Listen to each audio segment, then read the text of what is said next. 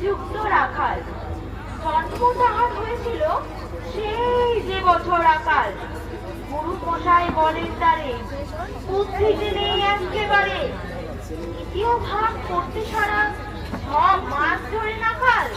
রেগে মেগে বলেন, বাদর নাম কিন্তু তোর মাকাল। নামটা শুনে ভাবলে প্রথম মাখিয়ে যে গল্প, তারপর সে বাড়ি এসে নৃত্য করলে শুরু। হঠাৎ ছেলের মাতক দেখি সবাই তাকে শুধায়, একই সকল কিছু জানিয়ে দিল, নাম দিয়েছে গুরু। নতুন নামের উৎসাহ তার বক্ষ দুরু দুরু।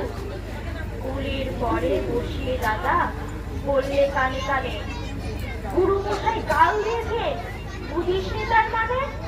রাখাল বলে, কখনো না, মাঝে আমায় বলেন শোনা, সেটা তো গাল নয়, সে কথা পাড়ার সবাই জানে। আচ্ছা তোমায় দেখিয়ে দেব, চলো তো ওইখানে। টেনে নিয়ে গেল তাকে পুকুর পাড়ের কাছে। বেড়ার পরে লতায় দেখা মাকাল বলে আছে। বললে, দাদা সত্যি বলো, শোনার যে মন্দ হলো? তুমি শেষে বলতে কি চাও, কাল ফুলেছে গাছে? মাকাল আমি।